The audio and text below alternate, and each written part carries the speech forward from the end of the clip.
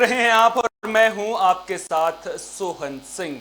खास बातचीत में आज हम बात करेंगे गोंडा की एक खबर की। दरअसल गोंडा में अखिल भारतीय ब्राह्मण महासभा के नेता मोहित राज को जान से मारने की धमकी मिली है। उन्होंने मामले को लेकर गोंडा पुलिस में शिकायत भी दर्ज कराई है। मोहित राज हमारे साथ जुड़ रहे हैं। मोहित, सबसे पहले तो आपसे जानना चाहूंगा कि जिस तरह से आपको शिकायत मिली है, हर जो घटना होती है उसके पीछे कोई ना कोई वजह होती है। जिसने भी आपको धमकी दी है फोन के जरिए, क्या उसने कुछ कहा है आपसे कि क्यों जान से मारना चाहते हैं या फिर धमकी देने के पीछे वजह क्या है आखिर? ये सबसे पहले तो एबी स्टार न्यूज चैनल के सभी दर्शकों को मेरा नमस्कार। जैसा कि आपने पूछा कि इस पूरे घटना का प्रकरण क्या है वास्तव में जिससे मुझे धमकियां मिल रही हैं। तो देखिए महोदय, आपसे मैं ये कहना चाहूंगा कि पूरी तरीके से मैं सनातन धर्म के संस्कृति की आवाज उठाता हूं, चाहे वो धरातल पर हो चाहे सोशल मीडिया पर हो। अभी क्या हो रहा है कि एक हफ्ते से लगातार सोशल मीडिया पर सनातन संस्कृति की आवाज उठाने की वजह से मुझे लगातार जान से मारने की धमकी दी जा रही है, दिन दहाड़े गोली मारने की धमकी दी जा रही है, गले को काटने की धमकी दी जा रही है, हर प्रकार से धमकी दी जा रही है। और इसको मैंने पूरी तरीके से सोशल मीडिया पे भी डाला है। मेरे पास सारे एविडेंस भी हैं, सारे साक्ष्य भी हैं। दिक्कत मुझे धमकी से नहीं है, ना भय मुझे मर जाने से है। दिक्कत मुझे इस बात से है कि क्या आप सनातन संस्कृति की आवाज उठाओगे तो आपको मार दिया जाएगा? क्या कमलेश तिवारी वाले दौर के दोहराया जाएगा? क्या रिंकू शर्मा वाले दौर को दोहराए जाने की कोशिश की जा रही है इस प्रदेश में? चलिए, तो आपका यह कहना है कि जो आप सनातन धर्म की आवाज को उठाते हैं इसकी वजह से आपको जो है वो धमकियां मिल रही हैं। क्या आपको किसी पर शक है कि आखिर आपको ये धमकियां दे कौन रहा है? देखिए, सबसे बड़ी बात, मैंने इस देश में जितने भी बड़े मुद्दे हो, चाहे पाल घर में 2 संतों की हत्या हो गई थी उनका मुद्दा हो, चाहे सुशांत सिंह राजपूत का मुद्दा हो, चाहे निकिता तोमर का मुद्दा हो, या कोई अन्य भी विशेष मुद्दा हो, मैं सभी मुद्दों पर बोला हूं, लेकिन मुझे इस प्रकार से धमकियां नहीं मिली। लेकिन जब मैंने डासना मंदिर के महंत यति नरसिम्हानंद सरस्वती जी के मुद्दे को उठाया, यति नरसिम्हानंद सरस्वती जी के समर्थन में मैंने बोलना शुरू किया, मुझे बराबर धमकियां आना शुरू हो गई। विदेशों से धमकियां आ रही हैं, इंटरनेट कॉलिंग के माध्यम से धमकियां आ रही हैं। तो क्या सनातन तो क्या जी?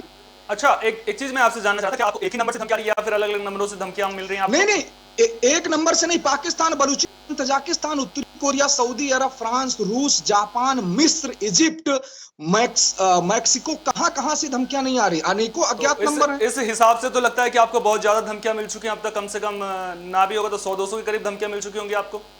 देखिए, मुझे धमकी निरंतर मिल रही थी। 15-20 दिन से, कहा जाए तो एक महीने से धमकियां मिल रही थी, लेकिन मैं इतना सीरियसली नहीं ले रहा था। चूंकि जब आप किसी भी धर्म के लिए आवाज उठाओगे, खास करके जब राजनीतिक दृष्टि से आवाज उठाओगे, तो धमकियां मिलना स्वाभाविक है।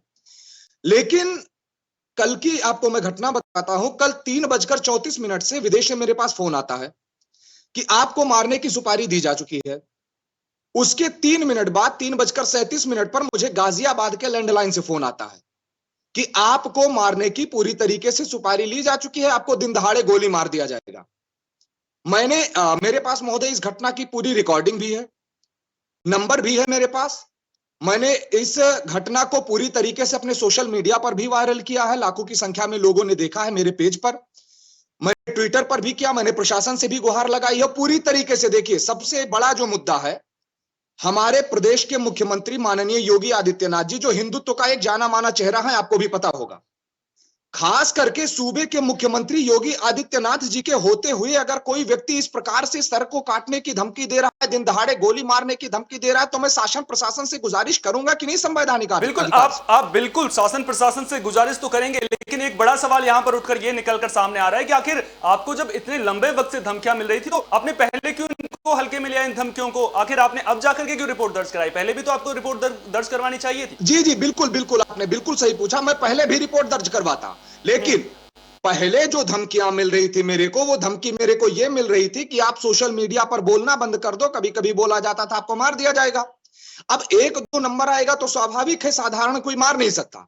लेकिन कल मुझे लगातार फोन पे फोन, तकरीबन मुझे 100 फोन आ गए, धमकी भरे सैकड़ों फोन आ गए, जिसमें लगभग में 40 नंबर जो थे वो विदेशों के थे। विदेशों को क्या कहा जाए, इंटरनेट कॉलिंग जिनको कहा जाता है। तो मतलब आपको एक साथ में बहुत सारी धमकी भरे फोन आए, इसकी वजह से जो है आपने इसकी शिकायत दर्ज करवाई। आखिरी सवाल आपसे लूंगा, क्या पुलिस प्रशासन का क्या रुख है? आपने जो भी शिकायत दर्ज कराई है, पुलिस ने क्या कुछ कहा उसको लेकर के? जी देखिए, सबसे बड़ी बात यह है कि हमने अपने थाना अध्यक्ष महोदय सुधीर कुमार सिंह जी से बोला, उन्होंने जो उचित कार्रवाई करनी थी उन्होंने कार्रवाई किया। प्रशासन को ट्विटर के माध्यम से ट्वीट करके भी टैग किया गया था, सोशल मीडिया के माध्यम से भी टैग किया गया था, और हमारे थाना अध्यक्ष महोदय ने भी अपने ऊपर आला अधिकारियों से संपर्क किया।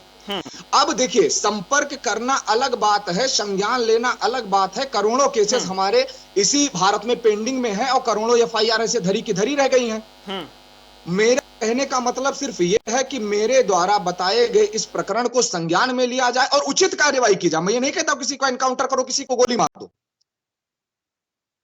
संवैधानिक तरीके से उचित कार्यवाही हो, और मेरा आज भी कहने का मतलब है, कुछ लोग मेरे से कहते हैं कि उम्मीद तो यही करेंगे कि इस पूरे मामले को लेकर के संवैधानिक तरीके से कार्रवाई होगी। बहुत बहुत शुक्रिया हमारे साथ जुड़ने के लिए। तो ये थे मोहित राज, जिनका साफ तौर पर आरोप है कि इन्हें लगातार जान से मारने की धमकियां मिल रही हैं। मामले को लेकर इन्होंने गोंडा पुलिस से अब शिकायत भी दर्ज कराई है। अब देखना दिलचस्प होगा कि इस मामले में क्या कुछ नया मोड़ निकलकर सामने आता है। खास बातचीत में आज के लिए फिलहाल इतना ही। देश दुनिया की तमाम अहम खबरों के लिए आप देखते रहिए विस्टा न्यूज। मुझे दीजिए इजाजत, नमस्कार।